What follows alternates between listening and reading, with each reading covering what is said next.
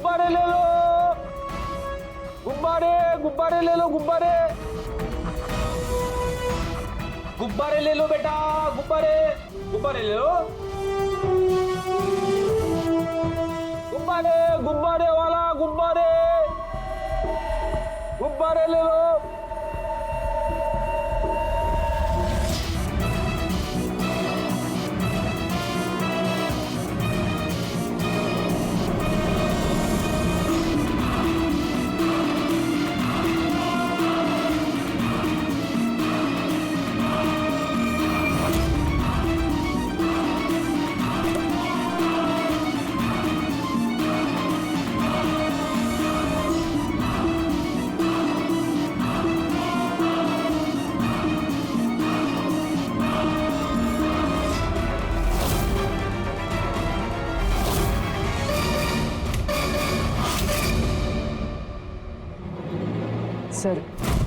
Sir एक अंधा building की तरफ आ रहा है।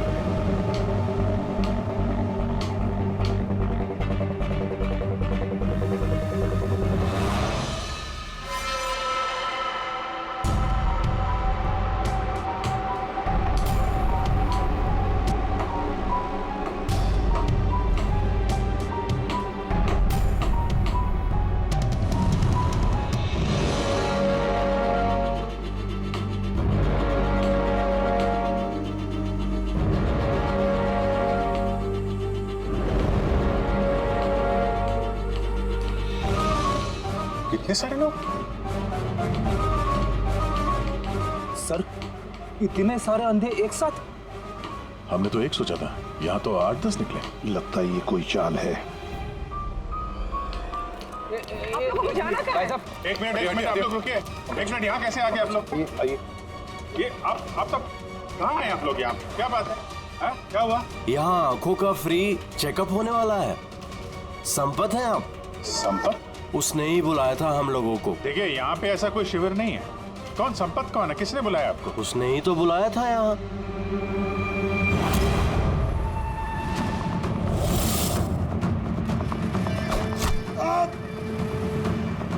पंकज! पंकज!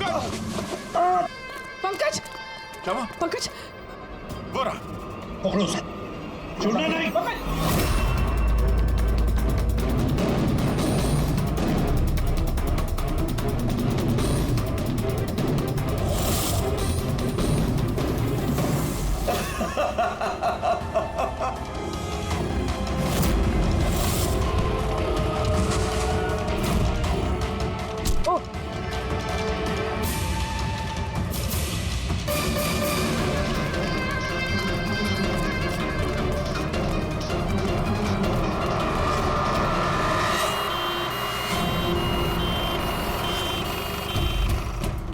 आजा, जल्दी आजा। पंकज तुझे कुछ नहीं होगा। पंकज, इसे एम्बुलेंस में लेके चलो।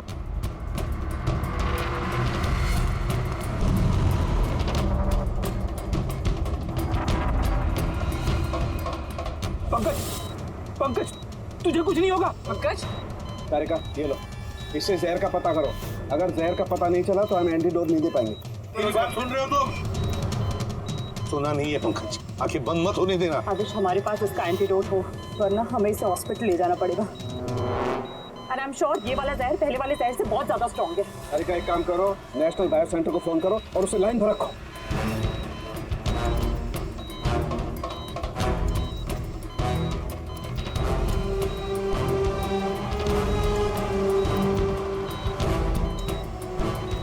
Pankaj, don't worry, Pankaj.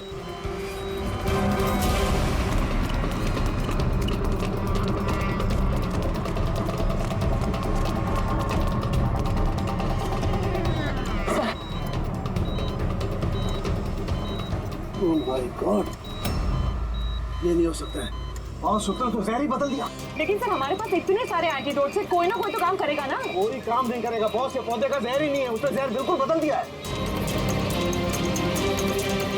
अब क्या होगा सर? करना कुछ यार। पंकज की ब्रीदिंग, सब ठीक हो जाएगा। हाँ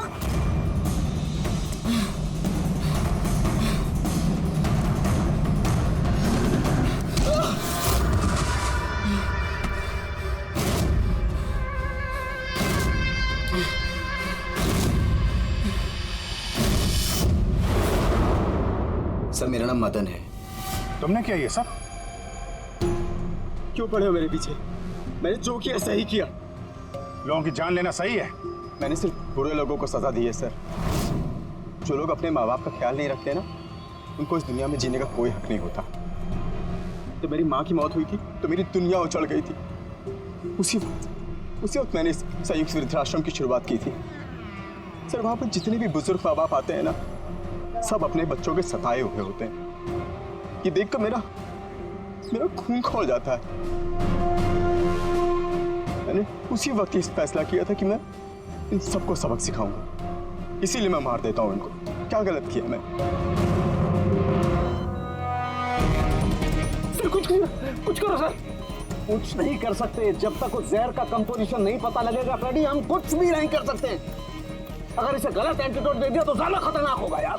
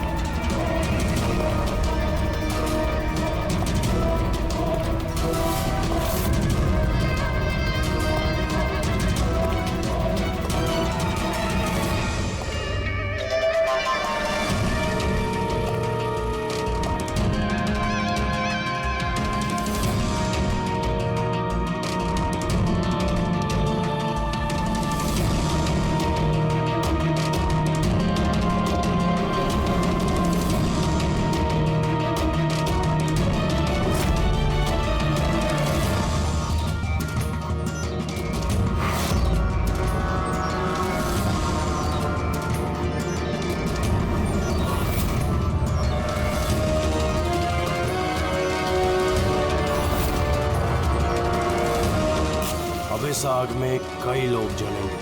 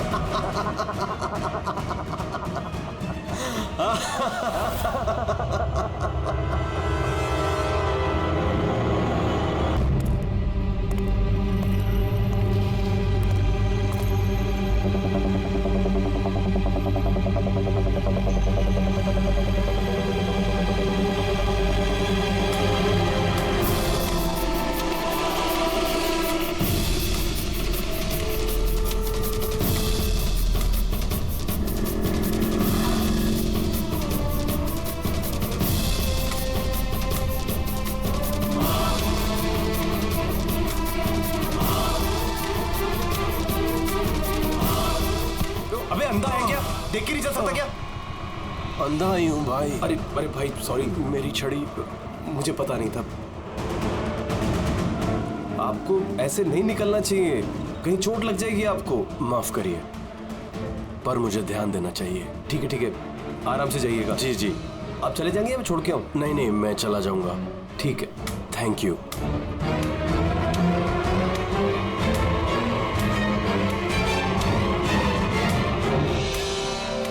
क्या हो गया यार, ये इतना दर्द क्यों हो रहा है?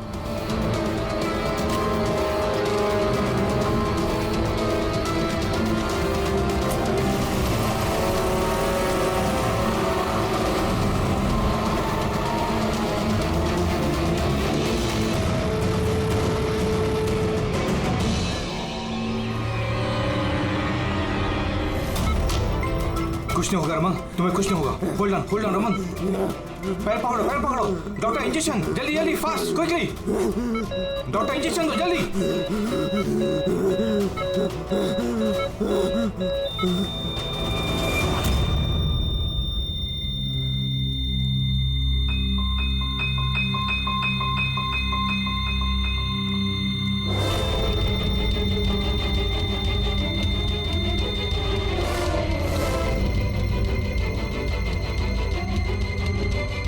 Oh my God, he's dead.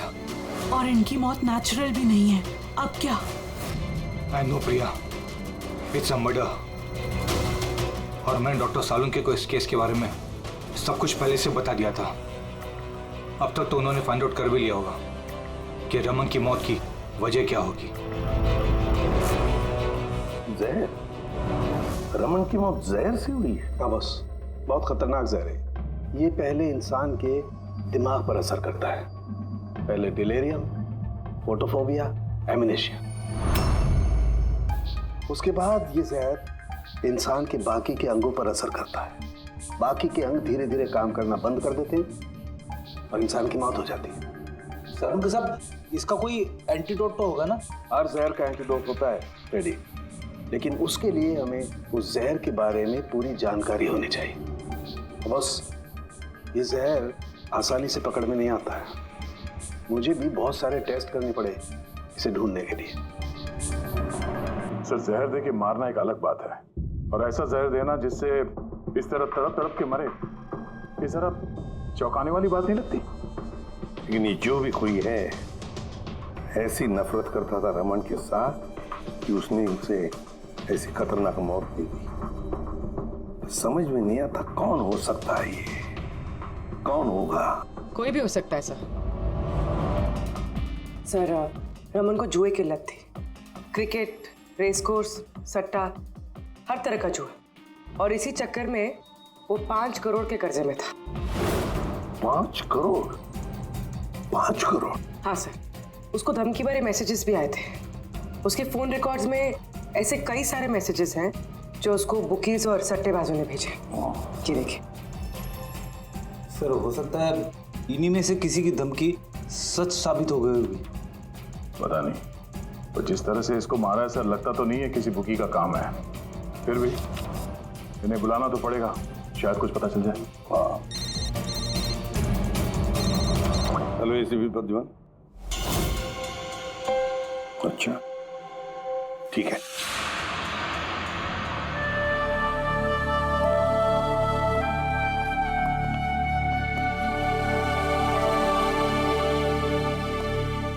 आप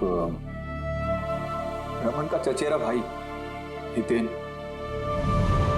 हितेन, किसी ने रमन का खून कर दिया है। क्या लगता है आपको किसने किया होगा? मुझे नहीं पता सर। बुरे काम का बुरा नतीजा, एक ना एक दिन तो ये सब होना ही था सर। अब किसने किया, कैसे किया, ये तो नहीं पता सर। लेकिन इतने सारे लोगों से दुश्मनी, इतने सारे लोगों का कर्जा, उन्हीं में से किसी ने सर। अच्छा, आपके अलावा परिवार में इनका और कौन? माँ है इसकी, लेकिन अब वो कहाँ पर है ये मुझे नहीं पता। ठीक है, तो हमारी इन्वेस्टिगेशन अभी चल रही है, तो बॉडी अभी यहीं रहेगी हमारे पास। आप अपना कॉन्टैक्ट नंबर वहाँ लिखवा दीजिएगा, जरूरत पड़ेगी तो आपको तकलीफ देंगे। जी सर।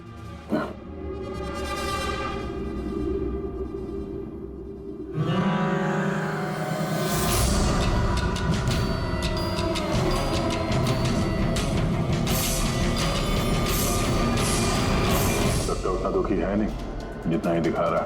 हाँ, बॉडी ले जाने की जल्दी नहीं थी, जैसे ही बोला जाओ तो निकल गया। कोई पूछताछ नहीं कब मिलेगी बॉडी। गड़बड़ है, गड़बड़ है ये हितेन, बड़ी गड़बड़ है। ऐसे लग रहा था जिसे ये बात पक्की करने आया था कि रमन मरा है या नहीं। नजर रखो उस पर। रमन, रमन, बेटा,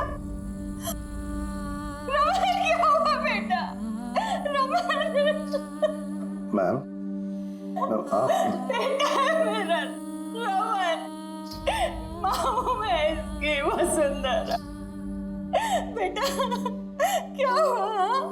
मैं तो तेरा इंतजार करती रही कि तू आएगा और मुझे घर ले जाएगा एक दिन, पर तू तो इतना दूर चला गया बेटा। रमन, तो आप अपने बेटे रमन के साथ नहीं रहती थी? जी नहीं सर। आप? सर मेरा नाम मदन है। भगवान, मुझे क्यों बिठा रखा यहाँ पे? उठा लेता मुझे ही। संभालो अपने आप को। और कितना रोग इस नालायक के लिए। इसको अपनी करनी की सजा मिली है। नहीं बेटा, ऐसा मत कहो। चाहे जैसा भी था, बेटा था मेरा। क्यों, ऐसा क्या किया था इसने उनके साथ? इन्हें अपने ही घर से बाहर निकाल दिया, सड़क पर छोड़ दिया अकेले। ऐसा क्यों? बोला माँ बहुत कर्जा है, घर बेचना पड़ेगा और मेरा खर्चा भी नहीं उठा सकता, इसीलिए मुझे छोड़ दिया। और फिर क्या करती सर, ठीक से दिखाई नहीं देता, कहाँ जाती मैं? पड़ी रही फुटपाथ पे, भूखी प्यासी, बेघर बेसहारा। फिर शायद भगवान को दया आ गई और उसने उस फरिश्ते को भेज दिया। उसका चेहरा तो नहीं देखा मैंने, लेकिन उसने मुझे अपने साथ चलने के लिए कहा और मैं चली गई। एक बड़ा आदमी मुझे इसके पास ले गया। सर, दरअसल मेरी एक संस्था है, संयुक्त वृद्धाश्रम। हम वहाँ पर कोशिश करते हैं कि इन जैसे बुजुर्गों को घर जैसा प्यार और सम्मान मिल सके।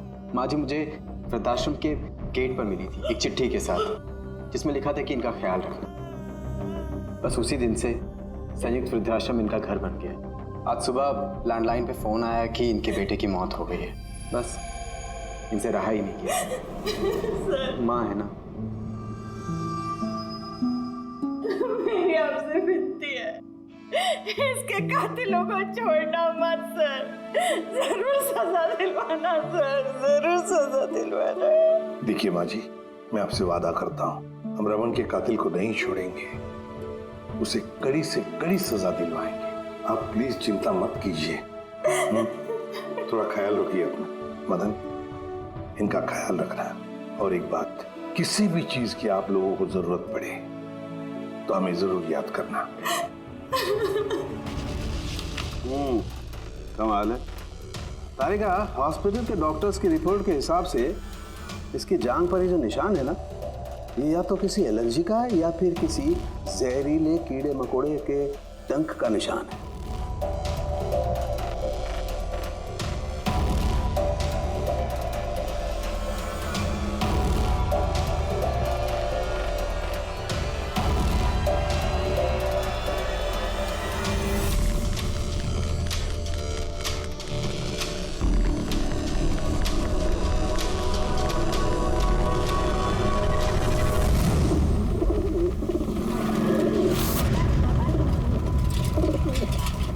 सर, इस हितेन की हरकतें ठीक नहीं लग रही है सर। ऐसे ऐसे लोगों के साथ उसका उठना बैठना है, उस पर शक करना बनता है सर। एक और बात है सर, कुछ समय पहले ये रमन ने उसे अपने घर से निकाल दिया था।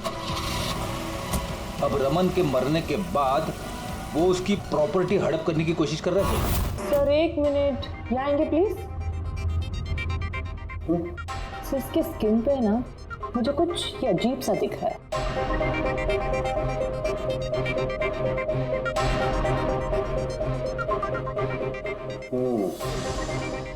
तारिका, ये जो अजीब सी चीज है ना, दरअसल ये पैराफिन है। पैराफिन? मोम। अरे तो इसका मतलब वो जहर इसके थाई में नहीं इंजेक्ट किया गया? वो जहर इसकी थाई में ही इंजेक्ट किया। तो फिर ये मोम कहाँ से आया? मोम कहाँ से आया? तारिका, यहाँ से खूनी ने जहर इंजेक्ट किया। दरअसल ये जहर मोम से, पैराफिन से कोटेड था, इसीलिए इसकी इस चमड़ी पर भी और इसके खून में भी हमें पैराफिन मिला है, क्योंकि खूनी नहीं चाहता था कि ये जहर तुरंत इसके शरीर में जाकर के असर दिखाए, इसलिए उसने इसे कोट कर दिया। और ये जो जहर है एस्कोमाइन, ये एक बायो पॉइजन है, जैविक जहर।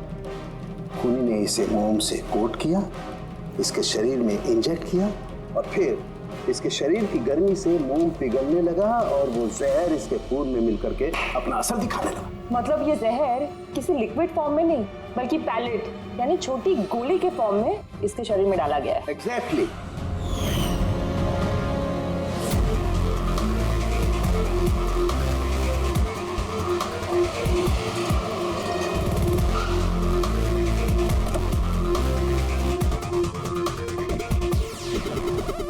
ये है वो कंस्ट्रक्शन साइट जहाँ पे रमन इंजीनियर था।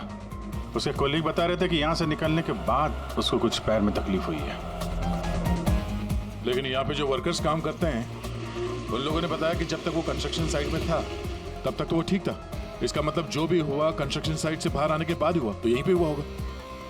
यहाँ पे तो क्या आसपास पता करते हैं, शायद किसी ने कुछ देखा हो। सर आप लोग चलिए, मैं जरा चाय पी के आता हूँ। मतलब चाय वाले से पूछ के आता हूँ कुछ देखा है क्या। अभिजीत, ये बच्ची कंस्ट्रक्शन साइट के सामने अखबार बेच रही है, पूछते हैं उससे।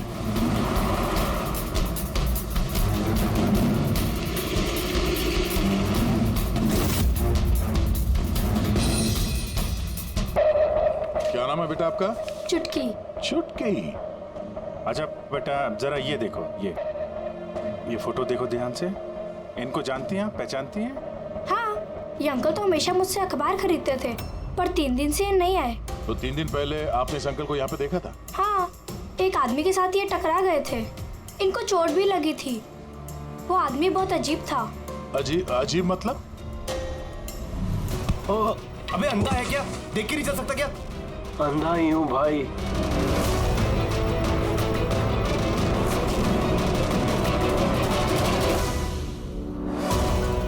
तो क्या हो गया यार, दर्द क्यों हो रहा?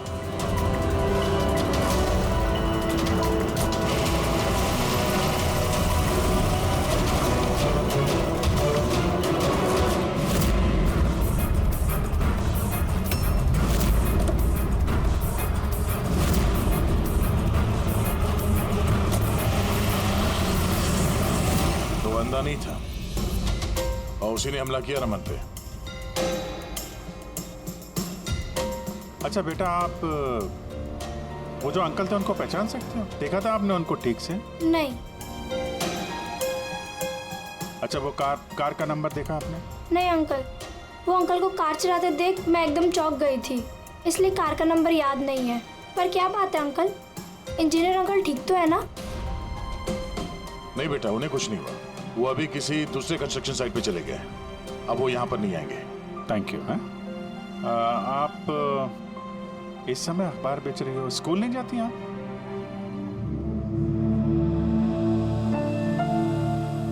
क्या बात है, हैं? स्कूल तो जाना चाहिए। आप कितनी इंटेलिजेंट लड़की हो। एक्चुअली हर बच्चे को स्कूल जाना चाहिए और आपको भी जाना चाहिए। पर स्कूल जाने के लिए बहुत सारे पैसे चाहिए ना अंकल, मेरे पास पैसे नहीं है। बेटा अगर आपको पैसे ना देना पड़े तो आप स्कूल जाएंगी? हाँ अंकल, जरूर जाऊंगी, मुझे पढ़ना है।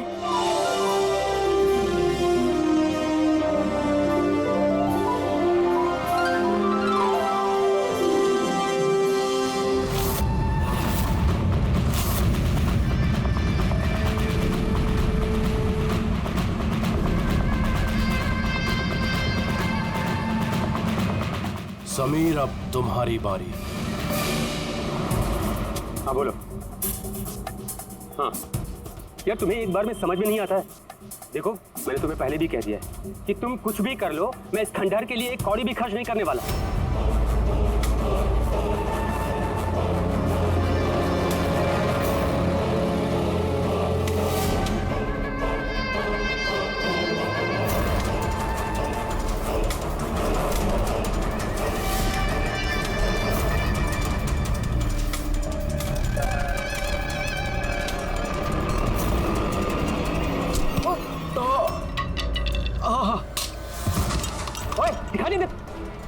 मेरी छड़ी। मेरी छड़ी। सॉरी। अब आपको कहीं लगी तो नहीं? आप ठीक है ना? मैं आपको कहीं ड्रॉप कर दूं? नहीं नहीं, मैं ठीक हूँ, मैं चला जाऊंगा। आप ठीक है ना? नहीं, I'm okay। आप संभाल के जाइए। हाँ जी, आप संभाल के जाइए। Okay, thank you.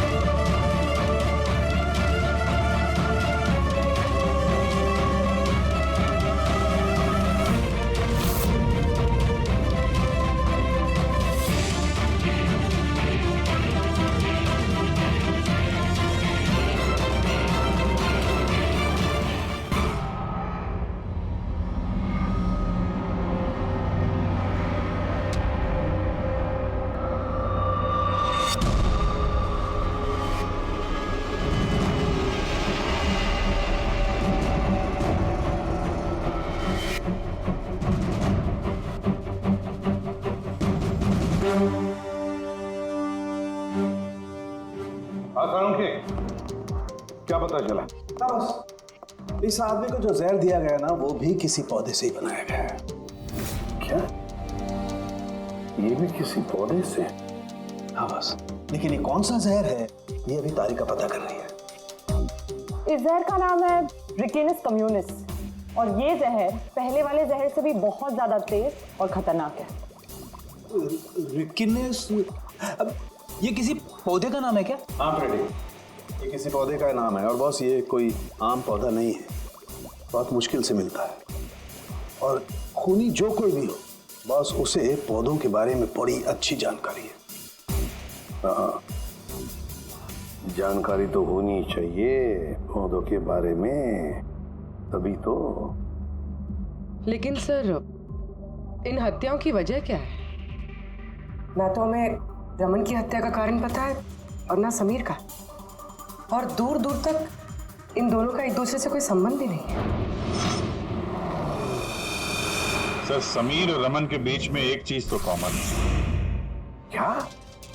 My God, तो ये है वो कड़ी जो समीर और रमन को जोड़ती है। तो क्या दोनों ने एक ही गलती की?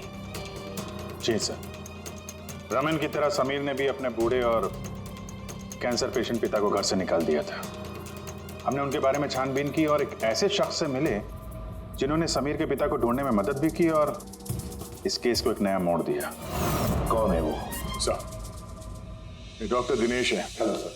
कैंसर सेंटर के चोरी। समीर के पिताजी का इलाज यही कर रहे थे। डॉक्टर दिनेश, जरा एक बात समझाइए। समीर ने अपने पिताजी को घर से बाहर निकाला था, तो फिर ये समीर के पिताजी आपके यहाँ कैसे पहुंचे, आपके कैंसर सेंटर में? किसी ने उन्हें हॉस्पिटल पहुंचा दिया था। मैं हॉस्पिटल पहुंचा ही था जब मैंने इनको देखा। ये चेयर पे बैठ के कुछ बड़बड़ा रहे थे, हाथ में लिफाफा था। मैंने पूछा कि कौन है, लेकिन इनको कुछ याद नहीं था। मैंने उनके हाथ से लिफाफा लिया। पैसों के अलावा उसमें एक चिट्ठी भी थी। उसमें लिखा था कि इनको कैंसर है और हम इनको अपने यहाँ एडमिट करके इलाज शुरू करें। एडमिशन के लिए डिपॉजिट की रकम लिफाफे में है और इलाज के पैसे भी हॉस्पिटल के अकाउंट में ट्रांसफर हो जाएंगे। उनकी उम्र और हालत को देखकर मैंने उनको एडमिट तो कर लिया, पर मुझे चिंता थी अगर पैसे ना मिले तो। लेकिन भगवान का शुक्र है, अगले ही दिन इलाज के पूरे पैसे 10 लाख रुपए हॉस्पिटल के अकाउंट में ट्रांसफर हो गए थे। 10 लाख रुपए? किसने ट्रांसफर किए? सर 100% खूनी ने दिए होंगे। सर, बैंक डिटेल से पता चल जाएगा। पता चल गया, एक्चुअली पैसे समीर की वाइफ रत्ना ने दिए थे सर। ये सब मेरी गलती है सर। मेरी वजह से समीर की जान चली गई। मैंने ही उसे उकसाया था। पिताजी की देखभाल में काफी प्रॉब्लम हो रही थी और सारी प्रॉपर्टी और सब हमारे नाम पर हो ही चुका था, तो मैंने ही समीर को कह के पिताजी को घर से निकलवा दिया। शर्म नहीं आती तुम्हें? समीर के पिता तुम्हारे भी पिता समान थे, उनको ही घर से निकाल दिया। ये सब करने के बाद फिर उनकी इलाज के लिए 10 लाख रुपए क्यों दिए? मुझे किसी ने धमकी दी थी सर कि अगर पिताजी के इलाज के लिए 10 लाख रुपए नहीं दिए तो वो समीर को और मुझे मार देंगे। सर मैंने उन्हें 10 लाख रुपए दे दिए, फिर भी उन्होंने समीर को मार दिया और अभी भी कहा है कि अगर हर महीने पिताजी के इलाज के लिए 50,000 रुपए नहीं दिए तो वो मुझे भी मार देंगे। किसी पे शक है तुम्हें? नहीं। उसके बारे में कुछ याद है? उसकी आवाज, उसका लहजा, कुछ भी याद नहीं। सर प्लीज मुझे बचा लीजिए। सर मैं मरना नहीं चाहती। सर मैं पिताजी को घर ले आऊंगी, मैं अपने उनकी पूरी देखभाल करूंगी, पूरी कोई तकलीफ नहीं होगी। सर आप प्लीज मुझे बचा लीजिए। घबराओ मत। सर प्लीज मुझे बचा। कुछ नहीं होने देंगे तुम्हें हम। तो भी जिस नंबर से इसे धमकी भरे कॉल आते थे, और नंबर ले लो और पता करो कहाँ का है। आप चलिए।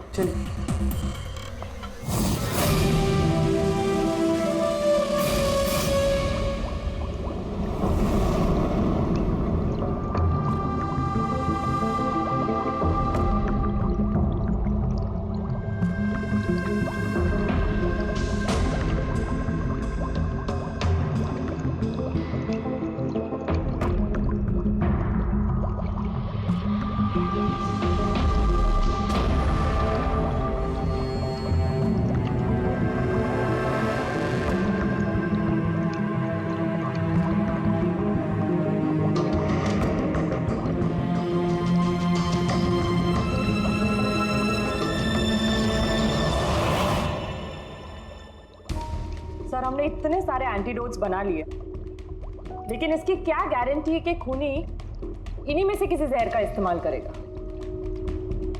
अब कुछ भी हो जाए, हम खूनी का दिमाग तो नहीं पढ़ सकते ना। तुम्हारी बात बिल्कुल ठीक है तारिका, लेकिन एक बात समझो, खूनी इन पौधों का जहर निकाल करके इस्तेमाल कर रहा है, इन पौधों का पहले से भी ज्यादा तेज हर बार। तो हमें हमेशा चौकन्ना रहना पड़ेगा। पता नहीं वो अगली बार कौन से पौधे का जहर किस पर इस्तेमाल करेगा, पता नहीं किस पर, कब, कहां, कैसे, किस पौधे का, पता नहीं।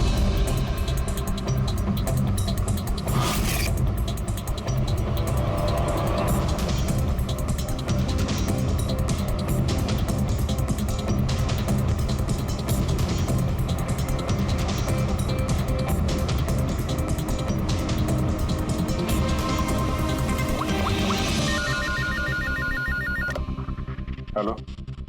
हाँ पूर्वी बता। सर वो फोन बूथ जहाँ से कातिल ने रत्ना को धमकी भरे कॉल्स किए थे, वो ये भाईंदर रेलवे स्टेशन के पास। Bhayandar railway station? वहाँ तो बहुत भीड़ भाड़ रहती है। जाहिर सी बात है उसने ब्लाइंड मैन के भेस में तो किया नहीं होगा, बड़ा मुश्किल है पता लगाना। सर किसी को कुछ पता तो नहीं है, लेकिन एक खास बात यह है कि ये कॉल्स सुबह 11 से 12 के बीच किए गए हैं और रेलवे स्टेशन के पास एक बस स्टैंड भी है जहाँ से बस जाती है पुणे। बस स्टैंड भी पास में ही है, तो ट्रेन से भी जा सकता है और बस से भी। चलो कोई बात नहीं, देखते हैं। भाईंदर, इसका मतलब कि खूनी मुंबई से ही है और सिर्फ समीर का खून करने के लिए पुणे गया था। तो पुणे वो ट्रेन से गया होगा या फिर बस से या फिर कोई प्राइवेट गाड़ी या फिर खुद की गाड़ी से। वही तो सर, खूनी को पता था कि हम लोग रत्ना तक पहुंच जाएंगे, पर ये कॉल वाली बात खुलेगी, इसलिए वो हमें गुमराह कर रहा है। सर खेल खेल रहा है हमारे साथ। हाँ, खेल खेल रहा है। मगर सर हम लोग खूनी तक पहुंचेंगे कैसे? हमारे पास उसके खिलाफ तो कोई इंफॉर्मेशन है ही नहीं, और हमें यह भी नहीं पता है कि उसका अगला शिकार कौन होने वाला है। पंकज, इससे पहले कि खूनी अपनी शिकार तक पहुंचे, हम शिकार उसके सामने डाल देंगे। ये घटना आज सुबह 10 बजे की है। मुंबई के गोरेगांव रेलवे स्टेशन पर एक बुजुर्ग ने रेल के नीचे आकर अपनी जान देने की कोशिश की। वहां मौजूद लोगों ने उन्हें बचा लिया। आइए जानते हैं कि आखिर वो क्या वजह है जिसने एक बुजुर्ग को ये करने पर मजबूर कर दिया। क्यों पकड़ के रखा हुआ? छोड़ दो मुझे, मैं नहीं जीना चाहता हूँ। क्या करूँगा मैं जी करके? लेकिन आपके साथ हुआ क्या है? आखिर आप क्यों मरना चाहते हैं? क्या हुआ? तेरे साथ क्या हुआ? मुझे मुझे मेरे एकलौते बेटे ने घर से बाहर निकाल दिया धक्के दे करके। मैंने अपने बच्चे को इतने प्यार से पाला पोसा और उसने मुझे घर से बाहर निकाल दिया। ये तो बड़े दुख की बात है। आखिर क्या हो गया हमारी आजकल की पीढ़ी को? आपका बेटा करता क्या है? क्या करता है? स्कूल जाता है। टीचर है? नहीं, पढ़ता है, स्कूल में पढ़ता है। अभी 8 साल का ही तो है।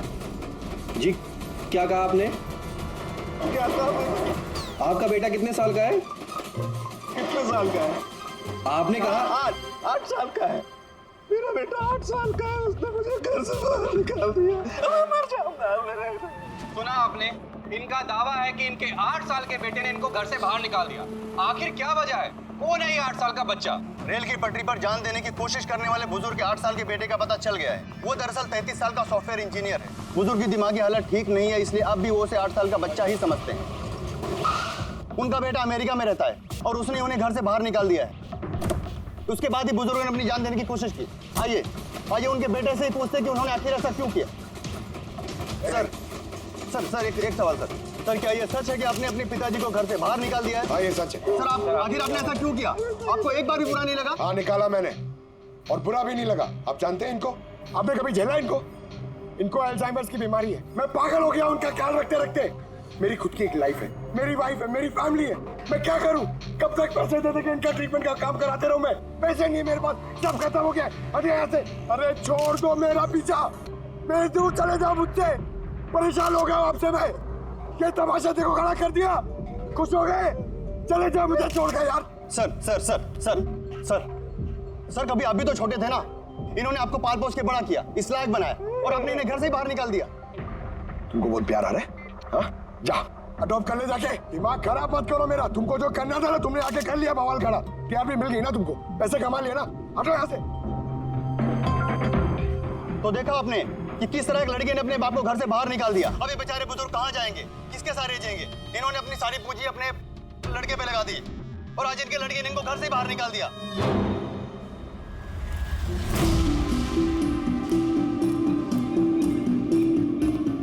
बड़े बच्चे गुब्बारे ले लो जल्दी। गुब्बारे वाला गुब्बारे ले लो। अरे बेटा गुब्बारे ले लो। सर पंकज की हालत तो बिगड़ती जा रही है। सर पल्स गिर रही है, हॉस्पिटल ले जाना पड़ेगा। हॉस्पिटल जाके कुछ नहीं होगा, हमारे पास इतना वक्त नहीं है वहां जाकर टेस्ट करें। मुझे जवाब चाहिए यार। पंकज हेलो। हाँ सर पकड़ा गया। सर खूनी मदन है। हाँ जहर हम पता करते हैं। कभी पता नहीं चलेगा तुमको, कभी पता नहीं चलेगा तुम लोगों को। उसने भी पापा को सुनाया। मदन गाड़ी। नो मदन एम्बुलेंस बुलाना पड़ेगा जल्दी। नहीं सर, कोई फायदा नहीं है। मेरा काम हो गया है। नहीं मदन, मान लिया तुमने उन लोगों के साथ जो कुछ भी किया, मान लिया, लेकिन तुमने जिसे वो जहर चुबाया है वो बेगुनाह है, निर्दोष है, उसने कुछ नहीं किया। वो जहर कौन सा बताओ? हाँ? BTX। सर उस जहर का नाम BTX है। सालुंखे, जहर का नाम है BTX।